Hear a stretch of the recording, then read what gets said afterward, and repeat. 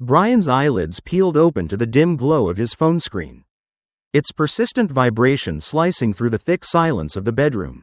His mind, still caught in the fog of sleep, took a moment to register the message flashing on the screen. Unknown number. Check her phone. She's lying to you. She's not alone right now. A slow, creeping unease coiled around his spine as his gaze drifted to the nightstand. Fiona's phone lay there, an unusual sight. She never left it unattended, always kept it within reach like a lifeline. His pulse thrummed as he reached out, fingertips grazing the cool glass. A moment's hesitation, then he swiped the screen to life. His breath caught. Jason. Her messages to him were bold, flirtatious, laden with innuendo that burned through Brian's composure. Can't wait to see you again. Last night was incredible. His grip tightened. His wife, was exchanging these words. This intimacy, with another man. Then, a sound, a hushed giggle floated up from downstairs, followed by the low murmur of a man's voice. Brian's vision darkened, his muscles locked. The very foundation of his life was shifting beneath him, and he was about to step into the wreckage. Brian moved like a shadow, silent and deliberate, his breath shallow as he crept toward the staircase. The air felt thick, heavy with the weight of betrayal, pressing against his chest like an iron fist. Below, muffled laughter, her laughter, mixed with the smooth baritone of a man. Jason. His name pulsed through Brian's mind, each repetition fanning the embers of his rage into an inferno. He descended one step at a time, careful not to let the wood creak beneath his weight. The living room came into view, bathed in the flickering glow of candlelight. Fiona sat curled on the couch, her bare legs stretched lazily over Jason's lap, a glass of wine dangling between her manicured fingers. She looked relaxed, radiant, like a woman utterly content, not like a wife caught in deceit. Jason leaned in, murmuring something that made Fiona's lips curve into a slow, sultry smile, the kind that once belonged to Brian alone. His stomach twisted, his fists clenched at his sides. He could hear his pulse pounding in his ears, feel the surge of adrenaline electrify his limbs. He wanted to storm in, to tear Jason away from her, to demand answers Fiona wasn't prepared to give. But no, not yet. A fool reacts. A strategist waits. So Brian did what he had never done before. He swallowed the rage, turned on his heel, and slipped away. This war wasn't going to be fought in the heat of the moment. It would be won in the ruins of their arrogance. Brian sat in the driver's seat of his car, gripping the leather-wrapped steering wheel so tightly his knuckles turned white. His pulse was a steady drumbeat, an ominous rhythm that matched the storm brewing inside him. The image of Fiona, sprawled so carelessly across Jason's lap, replayed in his mind like a cruel, looping film. The way she laughed, how her fingers toyed with the rim of her wineglass. She was comfortable in her deception, confident in his ignorance. He exhaled sharply, forcing himself to unclench his jaw. Reacting in anger would be too easy, too predictable. If he burst in there, fists swinging, he'd be the villain. No, he needed to be the architect of her downfall, not a casualty of it. Reaching for his phone, he scrolled through his contacts, stopping at a name he hadn't thought about in years. Nicole. Jason's wife, the quiet, elegant woman who had once stood beside him at work events, smiling politely while her husband drank too much and flirted with anything in a short dress. Had she ever suspected? Had she known, deep down, that her husband was nothing more than a polished fraud? Brian tapped the screen, sending a single message. We need to talk. It's about Jason. The response was almost immediate. Where and when? A slow smirk played on Brian's lips as he started the engine. If Fiona thought she could play him, she was about to realize she was playing against a master. Nicole sat across from Brian in the dimly lit lounge, her fingers wrapped around the stem of her wineglass, swirling the deep red liquid with slow, deliberate movements. Her face was composed, too composed, but Brian could see the storm brewing beneath the surface. The flicker of betrayal in her eyes, the way her lips pressed together as if trapping a scream.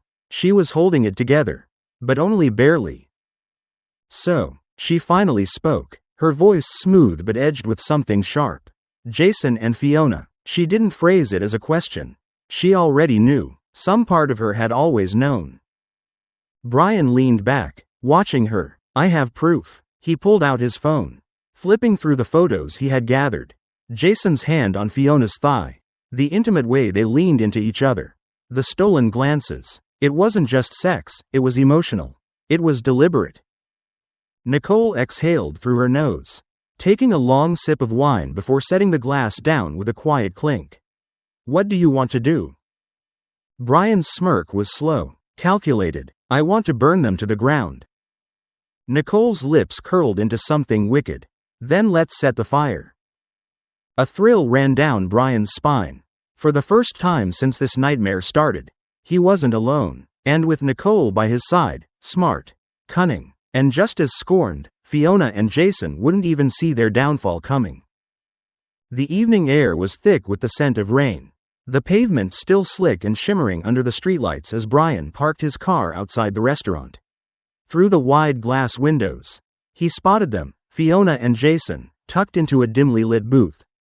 Their heads close, their hands teasing the line between subtlety and recklessness.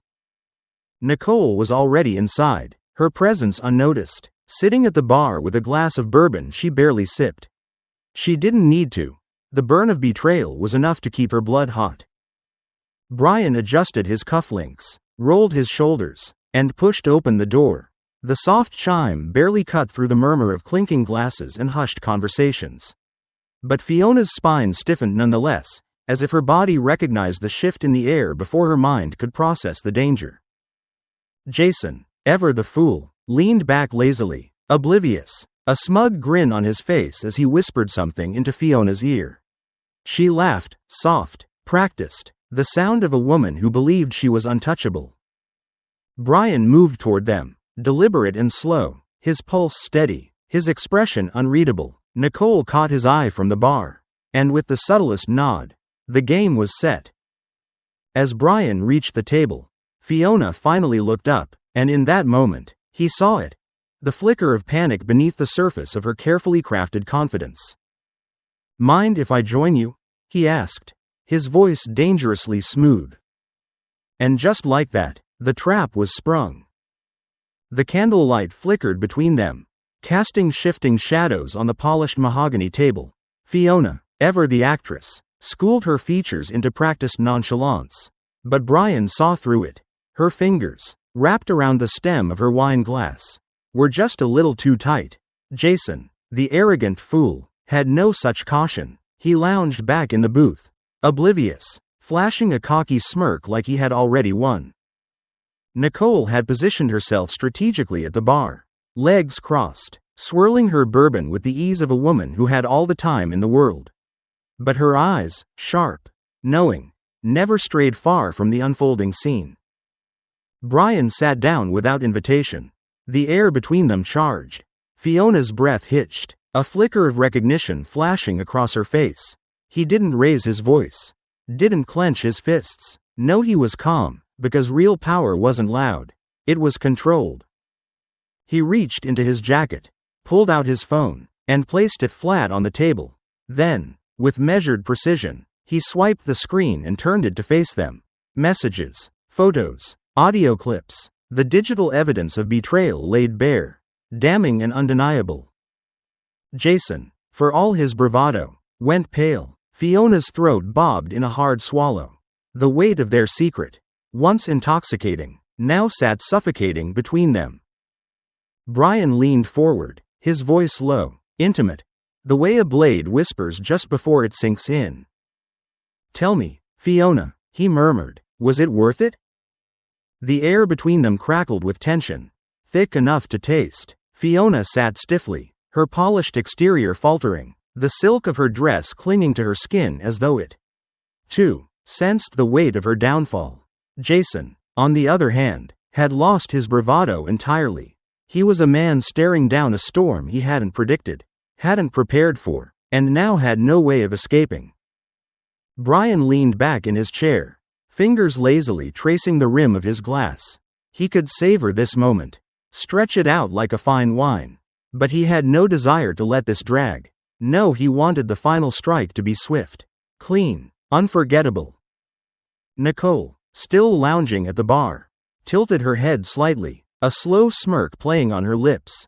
She was enjoying this, watching the mighty fall with an effortless grace that only made Brian appreciate her more. "You know," Brian murmured, eyes locked on Fiona, "I used to believe in us. I used to think we had something real." He let the words linger, watching her chest rise and fall unevenly. "Turns out, you were just another cheap thrill. Like Jason here." Fiona's lips parted, a protest forming, but before she could breathe it into existence, Nicole slid into the seat beside Brian, her bare shoulder brushing his. "Seems like you wasted your time, sweetheart," Nicole purred, her voice silken, teasing. Luckily for Brian, he's finally upgraded. Jason clenched his jaw, Fiona's face twisted. Checkmate.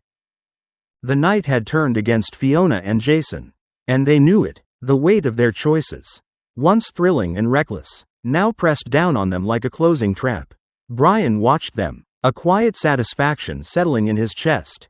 They had played their game, reveled in their deception, and now they were drowning in its consequences.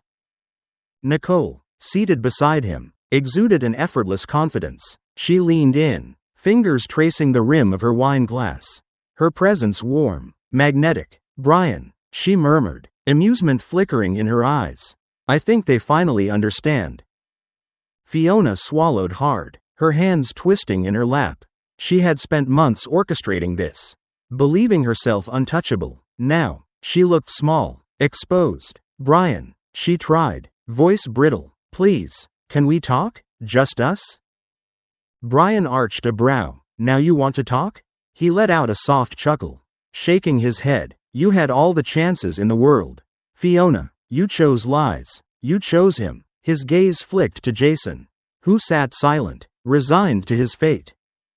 Nicole shifted, her leg brushing against Brian's. She thought she could have everything. She mused, eyes sparkling with mischief, but greedy hands always end up empty. Brian reached for his drink, tilting it in a lazy toast. "Here's to starting fresh," he said smoothly, "without liars, without cheats." Nicole clinked her glass against his, and as Fiona and Jason sat there, drowning in their downfall, Brian smiled for the first time in months. The morning sun spilled through the curtains, casting golden streaks across Brian's bare chest as he lay stretched out in bed. Beside him, Nicole stirred, her fingers grazing his skin, a lazy smile curving her lips. Last night had been unlike any before, a celebration, a reckoning, and an awakening all at once.